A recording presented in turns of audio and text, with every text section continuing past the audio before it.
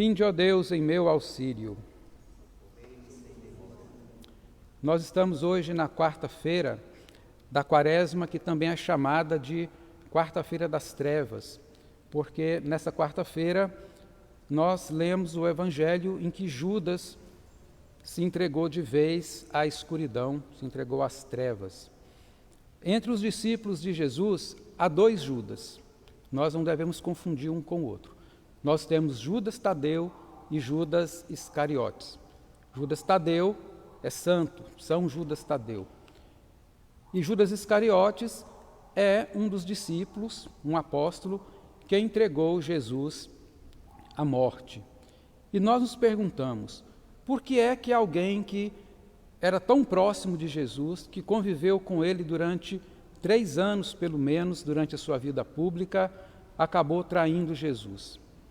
O que é que nós podemos aprender com a história de Judas? Às vezes é fácil condenar Judas, jogar as pedras nele, considerá-lo ora um vilão, ora alguém que foi vítima. Mas quem de fato é Judas Iscariotes, o que nós podemos aprender com a trajetória dele? Primeiro, nós temos que entender que Judas tinha um comprometimento com Jesus. Ele foi um apóstolo. Ele caminhou com Jesus durante muito tempo. Ele foi um pregador do Evangelho. Tudo nos leva a crer que ele era sincero na sua relação com Jesus. No entanto, nós vimos no Evangelho hoje que ele se afastou de Jesus. Ele que recebeu de Jesus todas as prerrogativas que Jesus tinha dado aos outros discípulos, aos poucos ele vai se afastando até entregar Jesus à morte. Como nós podemos entender isso?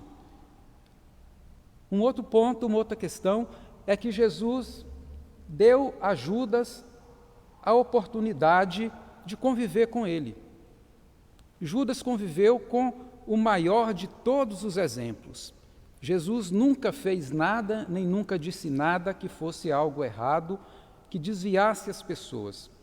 Judas teve essa oportunidade de se formar diretamente com o próprio Jesus. E, no entanto, ele se desencaminhou. Muitas vezes na nossa vida, os pais, as mães, educam seus filhos no reto caminho, dão a eles exemplos por palavras e por atos, e esses filhos que foram criados num ambiente saudável acabam se desviando do bem. E as pessoas se perguntam, sobretudo os pais, o que foi que nós fizemos de errado? Talvez nós não devêssemos fazer essa pergunta, porque Judas não teve outro exemplo a não ser o bom exemplo.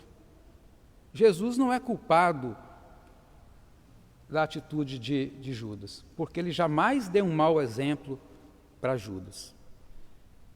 Uma terceira questão que nós devemos entender: como todo ser humano, Judas teve a oportunidade de fazer escolhas. Jesus apresentou-se a ele, colocou a sua doutrina, fez as suas exigências, e cada pessoa que ouvia Jesus, que aderia a Jesus, teve a oportunidade de dizer sim e dizer não. Jesus nunca se impôs a ninguém, ele sempre se propôs às pessoas. E Judas fez essa caminhada. De início, ele fez uma opção para se aproximar de Jesus. A aproximação com Deus, a aproximação com Jesus, não se dá de uma hora para outra.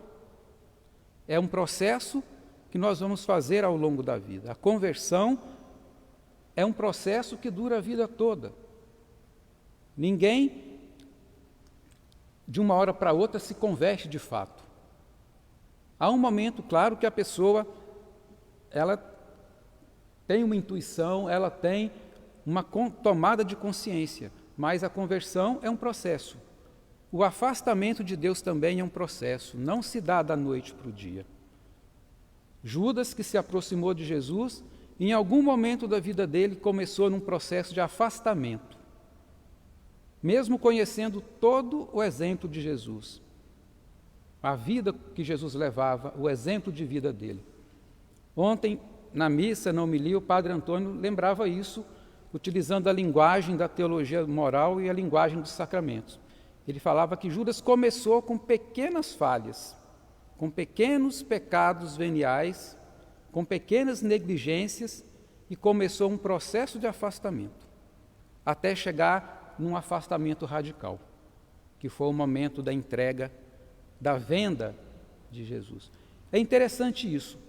Judas vendeu Jesus, o vendeu e o entregou. E o vendeu por um preço muito menor do que o próprio Judas havia avaliado aquele perfume com a qual Maria de Betânia ungiu os pés do próprio Jesus, como nós vimos no Evangelho na segunda-feira da Semana Santa.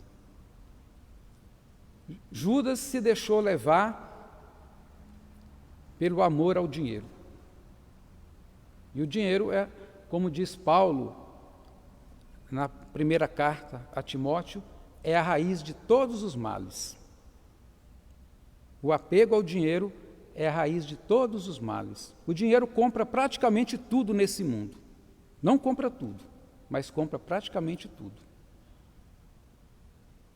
E Judas, então, entrou nesse processo de afastamento de Jesus. Claro que Jesus percebeu isso. Mas Jesus não travou e nem impediu que Judas percorresse esse caminho. Porque se Deus nos dá a oportunidade de escolha, Ele não interfere nisso.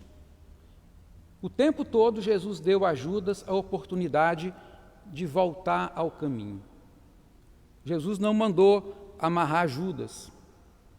Jesus não mandou que os outros apóstolos impedissem que Judas fosse fazer o que ele fez.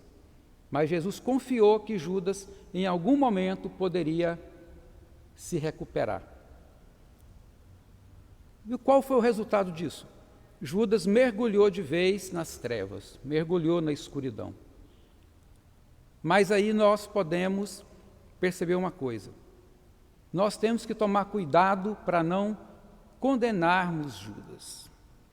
Nós sabemos o que aconteceu depois. Ele entregou Jesus e depois pegou uma corda e se enforcou.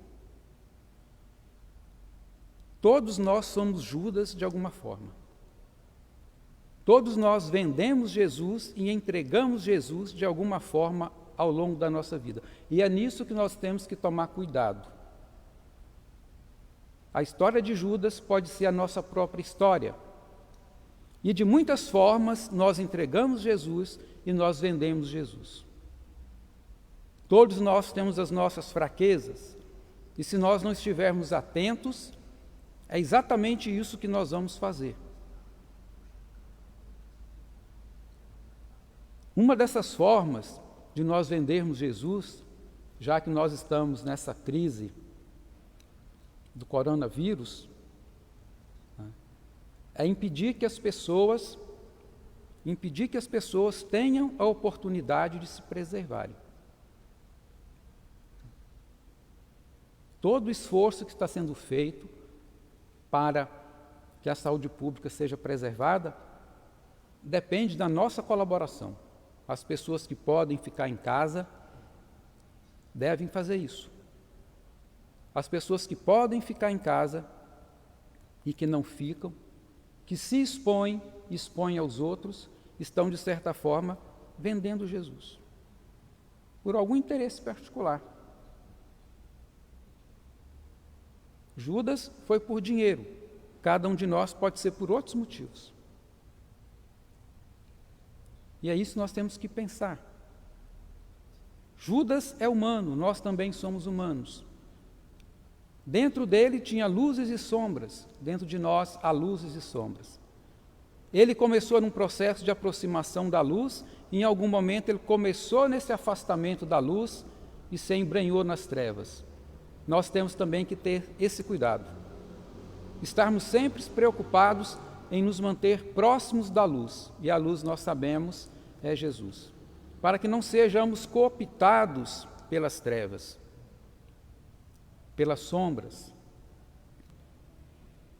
E nós temos que entender que nós não podemos pontificar sobre o destino de Judas. Só Deus pode julgar. A gente ouve por aí muitas vezes, até de pessoas muito ligadas às igrejas, pontificando que Judas se condenou, que Judas está no inferno. Essa não é a linguagem do cristianismo. Essa não é a linguagem da igreja. A missão da igreja não é de condenação, a missão da igreja é de salvação. A igreja não recebeu autoridade para dizer que alguém não se salvou. A igreja recebeu autoridade para dizer que alguém se salvou. E é isso que a igreja faz quando canoniza um santo.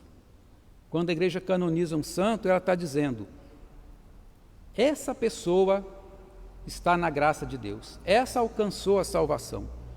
Mas nunca a igreja disse que um ser humano não se salvou. Claro que a gente vai encontrar gente na igreja que fala isso. A gente vai encontrar bispos que eventualmente possam falar isso, padres, diáconos, leigos. Mas quando alguém na igreja fala isso, ela não está falando em nome da igreja. Ela está dando uma opinião particular dela, até mesmo contra a orientação da própria igreja. A missão da igreja, repito, não é de condenação, é de ajudar as pessoas a se aproximar da luz para alcançar a vida eterna. E todo cristão de verdade quer a salvação de todos, mesmo sabendo que alguém pode recusar a salvação de Deus.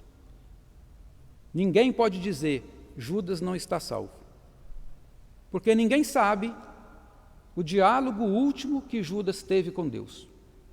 Nós sabemos o externo, sabemos que ele pegou uma corda e se enforcou, mas não sabemos a profundidade do que aconteceu lá no íntimo dele e qual foi a última palavra dele com Deus. Se nós somos de fato cristãos, nós devemos querer, desejar e trabalhar para que todos se salvem. Esse é o desejo de Deus, que todos se salvem pela aproximação com a luz que é Jesus. Que nesta quarta-feira, que antecede o tríduo pascal, nós possamos aprender dessa história de Judas, a nos aproximar de Deus e permanecermos o mais próximos dele, resistindo a toda investida que possa nos levar para o caminho das trevas. Glória ao Pai, ao Filho e ao Espírito Santo.